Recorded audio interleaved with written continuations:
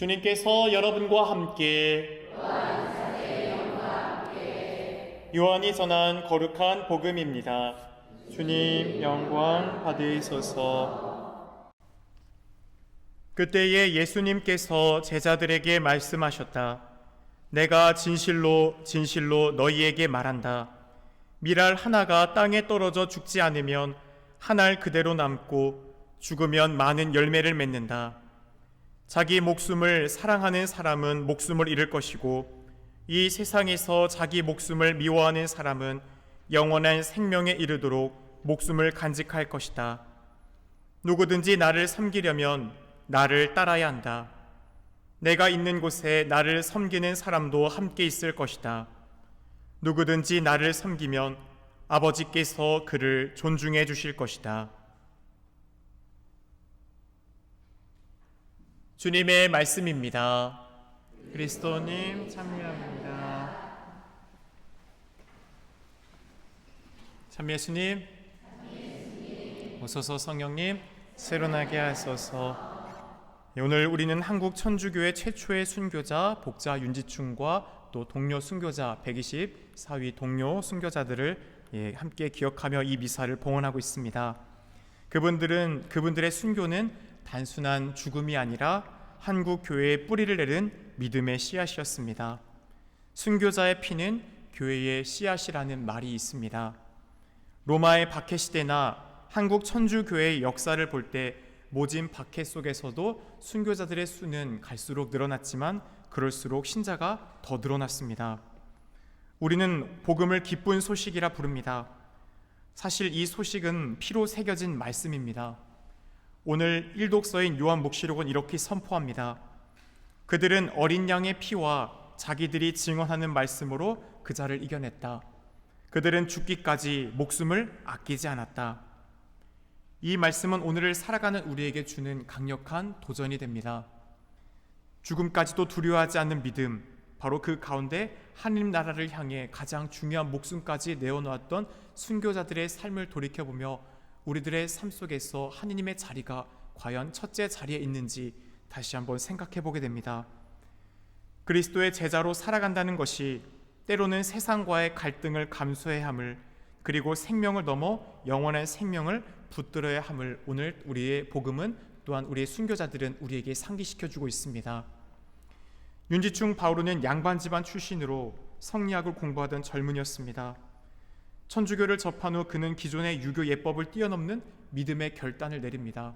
당대 이 조선시대 안에서 이 유교 사상을 거부하는 것은 한마디로 큰 사람들에게 어찌 보면 놀라움, 그러는 가운데 신주를 불태워버리는 전통적인 부모를 향했던 그 제사를 거부했던 것은 그들의 신앙 안에서 하느님, 지금은 어찌 보면 우리들이 있기까지의 조상들을 우리가 제사를 지내는 것이 우상의 신을 섬기는 것이 아니다라고 알지만 그때한 구배와 북경의 주교님께서 우리의 문화를 잘 몰랐기 때문에 조상에 향한 제사는 우상 숭배다, 해서는 안 된다라고 했던 것을 그들은 교리로 받아들이고 그 교리 안에서 부모의 제사를 거부하죠.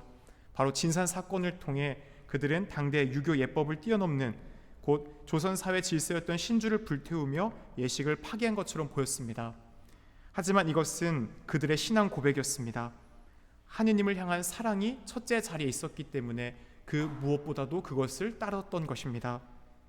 그러는 가운데 그는 마지막 유언으로 천주님을 대부로 알게 된 뒤로 천주의 명령을 따르지 않을 수 없습니다. 양반의 지위를 박탈당한다 해도 천주님께는 죄를 지을 수 없습니다. 살아서건 죽어서건 천주님께 죄를 짓고서는 갈 곳이 없습니다 라고 얘기했습니다. 이 고백은 18세기 후반 조선 땅에서 하늘나라를 증언한 첫 번째 씨앗입니다. 우리가 잘 알듯이 윤지충, 바오로, 권상현, 야고보, 첫 번째 한국 최초의 순교자시죠. 이 땅의 첫 순교자, 바로 주님을 향한 그 천주를 향해서 그분을 따르지 않을 때 나에게 마련될 삶의 자리가 없다라는 그들의 믿음, 어찌하여 지금처럼 우리가 알고 있는 그런 신앙의 모든 교리를 다 접하지도 않았을 텐데 성령 가운데서 그 믿음을 갖게 된 그 놀라운 신비를 보게 됩니다. 예수님을 위해 목숨을 바치는 순교자 한 명이 생기면 수많은 사람이 예수님을 믿게 되는 것이 바로 오늘 복음의 밀알 하나가 죽으면 많은 열매를 맺는다는 얘기입니다. 밀알이 열매를 맺기 위해서는 땅에 떨어져 썩어야 되죠. 땅이라는 것, 바로 이 세상의 모든 것 아래에 있습니다. 우리들의 발 밑에 있죠. 그래서 땅이라는 것은 어원이 후밀리타스, 바로 겸손입니다. 겸손의 어원에서 나온 것이 땅이에요. 따라서 땅이라는 것은 이 세상의 모든 것을 바치고 있고 모든 것을 다 수용하죠. 그만큼 땅에 묻힌다. 땅에 묻혀서 썩어야 씨앗을 맺고 그것이 자라나게 됩니다. 주님께서도 아버지의 뜻에 죽기까지 순종하시며 그 한 알의 밀알이 되어 이 땅에 죽으신 가장 대표적인 모범이 예수님의 십자가 죽음이죠. 분명 실패로 보였지만 그것은 실패가 아니었습니다. 바로 부활의 삶을 우리에게 보여주시는 가장 큰 100배의 열매를 맺는 삶의 모습이 그곳에 있음을 주님께서는 우리에게 보여주셨죠. 죽음을 이기고 부활하신 인류의 구원이라는 영원한 생명의 열매를 주님께서는 맺어주셨습니다. 그렇기에 우리들의 삶에서도 주님이 가신 그 길을 따라가기에 우리에게 필요한 것은 겸손입니다. 땅에 묻히기 위해서 내가 다른 사람들의 치부를 닦아주고 그들을 덮어주고 인내하고 수용하고 용서해 줄 수 있는 것, 바로 그게 오늘날 이 세상 안에서 우리가 땀의 순교, 직접적인 피의 순교는 할 수 없지만 한 알의 밀알이 되어 땅에 떨어져 죽는 겁니다. 내 자아를 죽일 때 그곳에서 풍요로운 100배의 열매를 맺을 수 있다는 것이죠. 순교자들은 이 말씀을 삶으로 실천하신 분들입니다. 그들의 죽음은 교회의 풍성한 열매로 이어졌습니다. 예수님은 이어서 말씀하십니다. 자기 목숨을 사랑하는 사람은 목숨을 잃을 것이고 이 세상에서 자기 목숨을 미워하는 사람은 영원한 생명에 이르도록 목숨을 간직할 것이다. 곧 자기 중심적인 삶과 하느님 중심의 삶, 그 두 가운데에 극명한 끝에 차이가 있다. 그러기에 우리들은 분명히 이 삶 안에서 올바른 선택을 해야 한다라는 것을 주님은 말씀하고 있습니다. 우리는 자꾸 우리의 안위 또 계산 속에서 머무릅니다. 하지만 복음은 그 한계를 넘어 하느님을 위해 목숨까지 내어주는 사랑을, 순교자들을 통해 그 삶을 선택하는 것이 결코 어리석은 것이 아니라 마지막 궁극적으로 우리네 삶에 참된 빛나는 영광이 그곳에 있음을 오늘 우리에게 알려주고 있습니다. 순교자들의 삶은 우리에게 믿음의 본질을 일깨워줍니다. 하느님을 향한 사랑과 믿음으로 세상의 가치와 질서를 그들은 뛰어넘었습니다. 우리는 그들의 삶을 통해 다음과 같은 질문을 던져보게 됩니다. 하느님의 뜻을 따르기 위해 나는 지금 어떠한 희생을 감수할 수 있을까? 세상의 가치와 하느님의 가치가 충돌할 때 나는 어떤 선택을 하려고 또 하기 위해 노력하고 있는가? 나의 삶에서 믿음을 증언하는 구체적인 방법은 과연 무엇일까? 오늘날 이 삶 속에서 한 알의 밀알이 되어 땅에 묻힌다는 것은 무슨 의미가 있을까?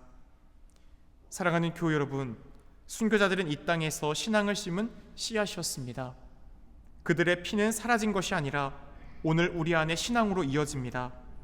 이제는 우리가 순교자들의 삶을 본받아 자기 자신을 내어주며 우리도 한 알의 밀알이 되어 이제는 오늘날 이 시대 가운데 열매를 맺을 수 있는 바로 그 겸손의 삶으로 땅에 묻히는 그 삶의 선택의 길을 우리는 걸어가야 됩니다. 복자 윤지충 바오로와 동료 순교자들이여, 저희도 주님의 뜻을 위하여 저희 자신을 내어놓는 밀알이 되도록 이끌어 주소서.